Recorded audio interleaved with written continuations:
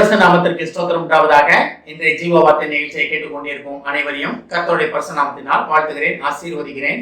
இன்றைய தியானத்திற்கு தேவன் கொடுத்த வேத பகுதி அது யோவான் எழுதின சுவிசேஷம் 1ஆம் அதிகாரம் 12ஆம் வசனம். யோவான் 1:12.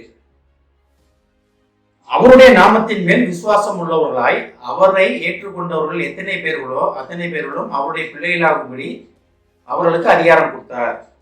பாருங்க, நீங்கள் எல்லாமே தேவனுடைய பிள்ளைகள், தேவனால் உண்டாக்கப்பட்டவர்கள், தேவ சாயலாக உண்டாக்கப்பட்டவர்கள். இதையும் தாண்டி என்ன சொல்றார்? தேவனுடைய பிள்ளைகள், என்னோட பிள்ளைகள்னு பிதாவானவர் சொல்லுகிறார். நம்மளை நோக்கி எப்பேற்பட்ட பாக்கியம் பெற்ற மக்கள் நம்ம, தேவனை ஏற்றுக்கொண்டவர்கள். தேவனை ஏற்றுக்கொள்ளாதவர்களை பத்தி இது பைபிள்ல பேசப்படல, அவங்களுக்கும் தான் பைபிள் சொல்லப்பட்டு இருக்கிறது. தேவனை ஏற்றுக்கொண்டவங்களோ ஏற்றுக்கொள்ளாதவர்களோ அனைவருக்குமான வேதம் அது. ஆனா இதுல ஸ்பெசிபிக்கா வந்து சொல்றாரு பாருங்க, அவருடைய நாமத்தின் மேல் விசுவாசம் உள்ளவர்களாய் அவரை ஏற்றுக்கொண்டவர்கள் எத்தனை பேர்களோ.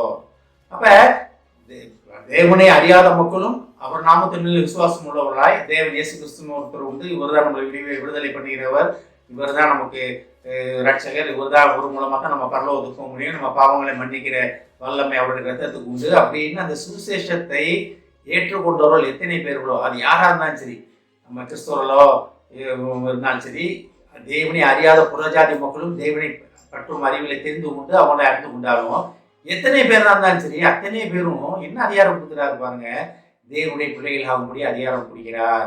அப்ப நம்மளாம் தேவனுடைய பிள்ளைகளாக இருக்கும்படி அழைக்கப்பட்டு இருக்கிறோம். வீட்டுல வந்து சாதாரணமா அப்பா அம்மா முன்னால் எப்படி நடக்கிறோம், வெளி உலகத்துல எப்படி நடக்கிறோம், கொஞ்சம் நம்ம யோசிச்சு பார்ப்போமே, நம்மள நாமே நம்ம கொஞ்சம் தியானிச்சு பார்ப்போம், அது எப்படி நம்ம வீட்டுல எப்படி நடக்கிறோம், வெளி உலகத்துல எப்படி நடக்கிறோம் அப்படின்றத.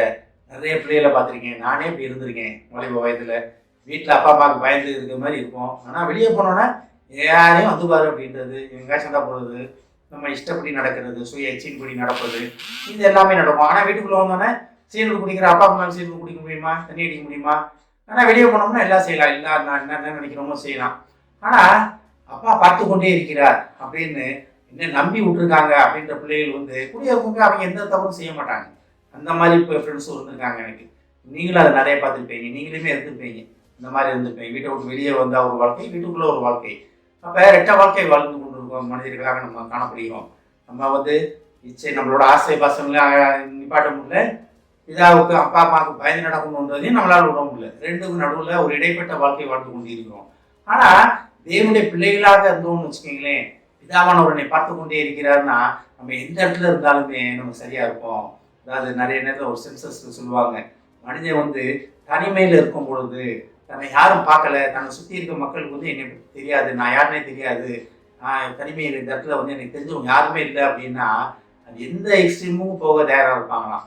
ஒரு சாதாரண ஒரு உளவியல் சென்சஸ் ஒன்று சொல்லுது இதை பற்றி. ஆனால் தேவனுடைய பிள்ளைகளாக இருக்கும் நம்ம வந்து எப்படி இருப்போம், தேவனுக்கு பிரியமானபடி இருப்போம். அவரை ஏற்றுக்கொண்டோம்னா எப்படி இருக்கணும், ஒரு சாயலாக படைக்கப்பட்ட நம்ம, அவர் நமக்காக வைத்திருக்கிற வேதத்தை அறிந்து கொண்டு நம்மளுடைய வழிகளை அறிந்து கொண்டு அதன்படி நடப்பவர்களாக நாம் காணப்பட வேண்டும். அப்ப தேவனுடைய பிள்ளைகளாக இருக்கும்படி நமக்கு அதிகாரம் கொடுத்திருக்கிறார். தேவனே அதிகாரம் கொடுத்திருக்கிறார் நமக்கு. அப்ப நம்ம அந்த அதிகாரத்தை வைத்து என்ன செய்ய போகிறோம், அந்த அதிகாரத்தை அந்த அழைப்பை வைத்து நம்ம என்ன செய்ய போகிறோம் என்பதை நாம் இன்றைய தினம் தியானிப்பதற்காக தேவன் உங்களை அழைக்கிறார். தேவன் பிள்ளைகளாக இருக்கும்போது அதிகாரம் கொடுத்திருக்காருன்னா உங்க மூலமாக அநேகர் தேவனுடைய வர வேண்டும், அன்னையருக்கு நீங்க சாட்சியாக வாழ வேண்டும், கிறிஸ்துவை பிரதிபலிப்பவர்களாக, கிறிஸ்துவை வெளியே காட்டுபவர்களாக நீங்க வாழ வேண்டும். நடமாடும் நிருபங்களாக பவுல் சொன்னது போல நீங்க நடமாடும் நிருபங்களாக இருப்பதற்காக தேவன் உங்களை அழைக்கிறார். தேவனுடைய பிள்ளைகளாக இருக்கும்படி அப்படின்னா எப்படி, தேவன் தன் சொந்த குமாரனை எதுக்காக அனுப்பினாரு, நம்மளை மீட்டுக் கொள்வதற்காக. நம்ம ஒருவேளை அந்த விஷயம் வந்து போக வேணாம், அந்த விஷயம் போறதுக்காக தேவன் நம்மளை அழைக்கவில்லை. ஆனா அடுத்தவங்க சாட்சி உள்ள வாழ்க்கை வாழ்வதற்காக தேவன் நம்மளை அழைக்கிறார். நம்ம எந்த இடத்துல இருக்கோம், நம்ம ஆராய்ந்து பார்ப்போம். அதனால தான் பாருங்க, அவருடைய நாமத்தின் மேல் விசுவாசம் உள்ளவர்களாய் அவரை ஏற்றுக்கொண்டவர்கள் எத்தனை பேர்களோ அத்தனை பேர்களும் அவருடைய பிள்ளைகளாக இருக்கும்படி நமக்கு அதிகாரம் கொடுத்திருக்கிறார். அப்ப நீங்க தேவனுடைய பிள்ளைகள், அடுத்தவங்க போய் நீங்க சுவிசேஷத்தை சொல்ல வேண்டும். தேவனுடைய வல்லமையை, தேவன் உங்களை மீட்டுக் கொண்டதை, தேவனுடைய கிருபையை நீங்க உலகத்துக்கு சொல்லி அநேகரை தேவனுடைய கொண்டு வந்து சேர்க்கும் பாத்திரமாக நீங்க இருக்க வேண்டும். தேவனுடைய சித்தம் தான். அதுக்காகத்தான் உங்களுக்கு தேவனுடைய பிள்ளைகளாக இருக்கும்படி தேவன் உங்களுக்கு அதிகாரம் கொடுத்திருக்கிறார். அந்த அதிகாரத்தை வைத்து நம்ம என்ன செய்ய போகிறோம் என்பதை நாமே ஆராய்ந்து பார்ப்பதற்காக இன்றைய தினம் தேவன் உங்களை அழைக்கிறார். ஆமென். எங்களை அதிகமாக நேசிக்கும் அன்பின் பரலோக பிதாவே, நாங்கள் உம்முடைய பிள்ளைகளாக இருக்கும்படி எங்களுக்கு அதிகாரம் கொடுத்த மகா கிருபைக்காக நன்றி ஆண்டவரே.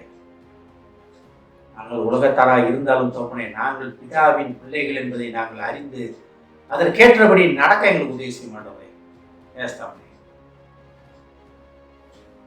பரலோக பிதாவே, உம்முடைய பிள்ளைகளாக நாங்கள் உலகத்தில் எப்படி நடக்க வேண்டும், என்ன செய்ய வேண்டும், என்ன செய்யக்கூடாது என்பதை நீர் எங்களுக்கு திட்டம் தெளிவாக போதிய மாட்டவரே.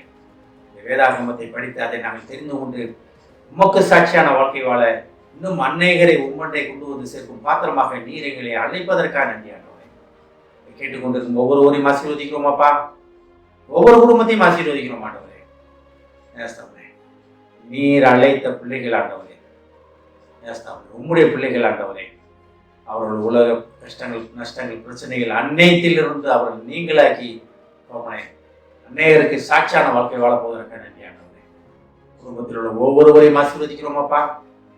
பெரியோர் முதல் சிறியோர் முதல் வரை தவணை உண்மை உறுதியாக பற்றிக்கொண்டு உமக்கு சாட்சியான வாழ்க்கை வாழ உதவி செய்ய மாட்டவரே. ஆசீர்வதிக்கிறோம் அப்பா. இயேசுவின் மூலமாக கேட்கிறேன் நல்ல பிதாவே, ஆமென். கர்த்தர் உங்களை ஆசீர்வதிப்பாராக.